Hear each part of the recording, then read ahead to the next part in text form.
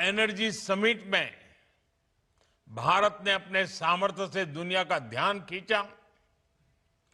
फिर विकसित भारत को नई गति देने वाला बजट आया और अब ये सप्ताह भी भारत के लिए ऐतिहासिक सिद्ध हो रहा है। ग्लोबल एआई इंपैक्ट समिट में दुनिया के अनेक देशों के राष्ट्राध्यक्ष, टेक्नोलॉजी जगत के दिग्गज सभी दिल्ली में जुटे थे। इस समिट में दुनिया ने भारत के एआई सामर्थ्य को देखा, हमारे विजन को समझा और सराहा। साथियों, ये समिट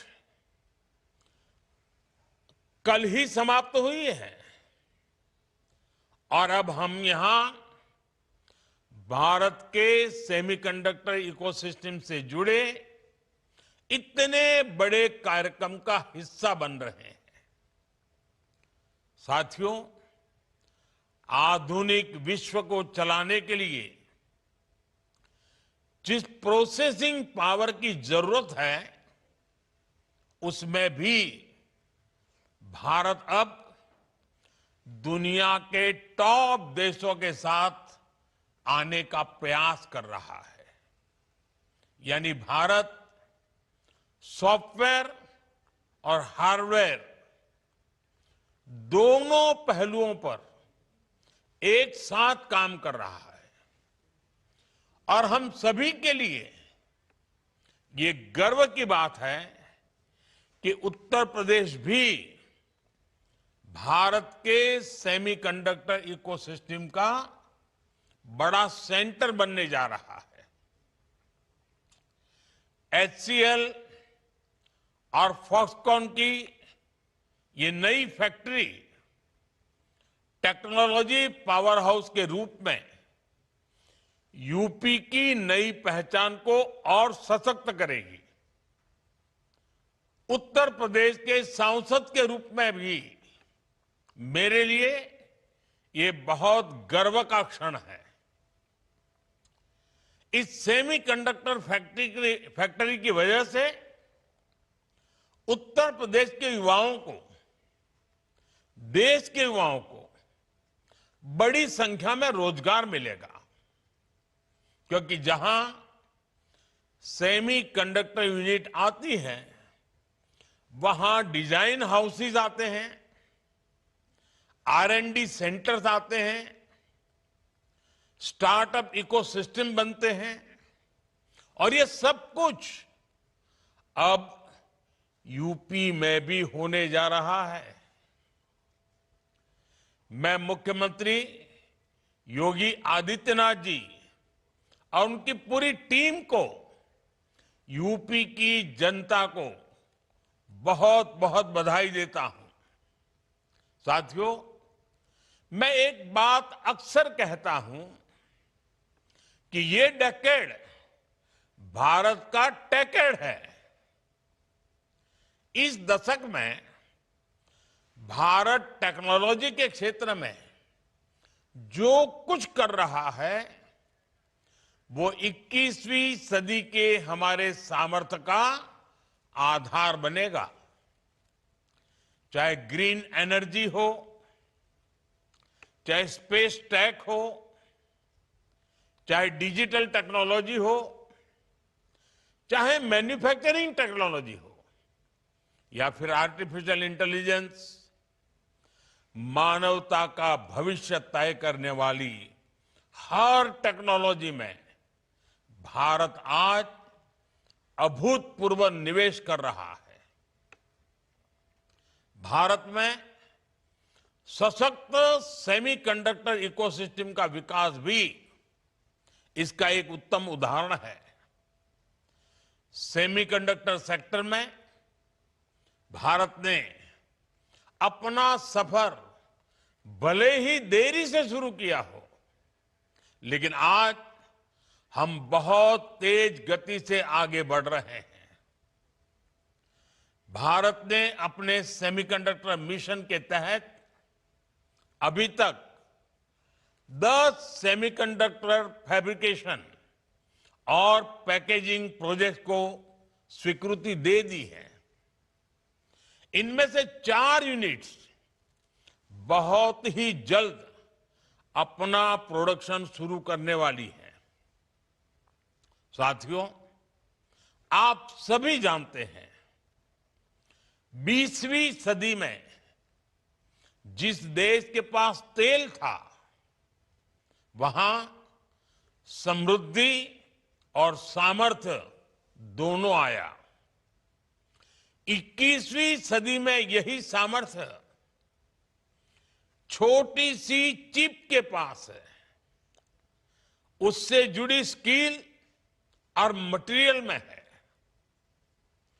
कोरोना महामारी के दौरान हमने देखा है कि छोटी सी चिप की सप्लाई चेन कितनी कमजोर रही है। उस दौरान चिप की सप्लाई पर ब्रेक का क्या लगा, दुनिया में फैक्ट्रियां रुक गई, अर्थव्यवस्थाएं चरमराने लगी। भारत ने उस संकट से भी सीखा और उसे अवसर में बदलने का प्रयास शुरू किया। हमने तय किया भारत को चिप मैन्युफैक्चरिंग में आत्मनिर्भर बनाना है। इसके लिए भारत में सेमीकंडक्टर इकोसिस्टम का निर्माण करना है। आज का ये कार्यक्रम इसी विजन का प्रतिबिंब है। साथियों, विकसित भारत का निर्माण तभी होगा जब भारत आत्मनिर्भर होगा, और इसके लिए मेड इन इंडिया चिप होना बहुत जरूरी है। क्योंकि जब भारत की चिप मेड इन इंडिया होगी तो हमें हमारे आधुनिक साजो सामान की मैन्युफैक्चरिंग के लिए दूसरों की तरफ नहीं देखना पड़ेगा। Digital India, AI, 5G, 6G, electric vehicle, defence, आज जरूरत के हर सामान की आत्मा सेमीकंडक्टर है, चिप है। हमारे पास अपनी चिप होगी तो हर सेक्टर में भारत की गति बिना रोक टोक जारी रहेगी। साथियों, आज फॉक्सकॉन जैसी दिग्गज कंपनियों का भारत आना, चिप मैन्युफैक्चरिंग में सहयोग करना, इसमें एक वैश्विक संदेश भी है। भारत जैसा लोकतांत्रिक देश दुनिया का एक भरोसेमंद पार्टनर है। किसी भी वैल्यू चेन में भारत की बढ़ती भागीदारी उस वैल्यू चेन की रिजिलियंस को भी बढ़ाएगी। इसलिए दुनिया की फैक्ट्री के रूप में भारत की पहचान भारत और विश्व के अन्य देश सभी के लिए विन विन सिचुएशन की तरह है। साथियों, आज दुनिया भारत को टेक फ्यूचर के सेंटर के रूप में देख रही है। इसका एक बड़ा कारण भारत का टैलेंट भी है। भारत अपने चिप डिजाइनिंग टैलेंट का पूल का तो विस्तार कर ही रहा है, साथ ही सेमीकंडक्टर से जुड़ी अन्य स्किल्स पर भी बहुत बल दे रहा है। भारत सरकार ने चिप टू स्टार्टअप कार्यक्रम शुरू किया है। इसका उद्देश्य सेमीकंडक्टर डिजाइन में 85,000 से ज्यादा इंडस्ट्री रेडी प्रोफेशनल तैयार करने का है। इस वर्ष के बजट में इंडिया सेमीकंडक्टर मिशन के दूसरे चरण की भी घोषणा की गई है। यानी हर प्रकार के फैब्स, एडवांस पैकेजिंग, R&D के लिए भारत में ही एक कंप्लीट सपोर्ट सिस्टम डेवलप किया जा रहा है। सेमीकंडक्टर और बैटरी निर्माण के लिए रेयर अर्थ मिनरल्स भी बहुत आवश्यक है। भारत इसमें भी आत्मनिर्भरता के लिए बड़े कदम उठा रहा है। इस वर्ष के बजट में घोषणा की गई है कि देश में रेयर अर्थ कॉरिडोर्स बनाए जाएंगे। ये भी सेमीकंडक्टर सेक्टर के लिए बहुत बड़ा प्रोत्साहन है। साथियों, बीते 11 वर्षों में भारत ने बार बार दिखाया है कि हम जो ठानते हैं वो हासिल करके ही रहते हैं। कुछ वर्ष पहले जब देश ने मेक इन इंडिया का संकल्प लिया था, तब कुछ लोगों ने शंकाएं, आशंकाएं जताई थी। लेकिन आज मेक इन इंडिया एक सशक्त ब्रांड बनकर उभरा है। पिछले 11 वर्षों में भारत में इलेक्ट्रॉनिक्स मैन्युफैक्चरिंग लगभग 6 गुना बढ़ी है। इलेक्ट्रॉनिक्स एक्सपोर्ट भी लगभग 8 गुना तक पहुंच गया है। इसमें भी मोबाइल मैन्युफैक्चरिंग 28 गुना से अधिक बढ़ गई है और हमारे मोबाइल फोन एक्सपोर्ट में तो 100 गुना से भी अधिक की वृद्धि हुई है। साथियों, मुझे इस बात का संतोष है कि भारत की मैन्युफैक्चरिंग सक्सेस में यूपी एक मजबूत पिलर के रूप में भी उभर रहा है। अगर मैं मोबाइल फोन मैन्युफैक्चरिंग की ही बात करूं तो देश के आधे से अधिक मोबाइल फोन आज उत्तर प्रदेश में ही बन रहे हैं। आने वाले समय में यूपी का ये सामर्थ्य और बढ़ने जा रहा है, क्योंकि यहां पर सेमीकंडक्टर इकोसिस्टम के साथ साथ इलेक्ट्रॉनिक से जुड़े कंपोनेंट्स यानी छोटे छोटे पार्ट्स भी यही बनने जा रहे हैं। इससे भी बहुत बड़ी संख्या में यहां रोजगार के नए अवसर बनेंगे। साथियों, आज उत्तर प्रदेश की चर्चा मैन्युफैक्चरिंग के लिए हो रही है।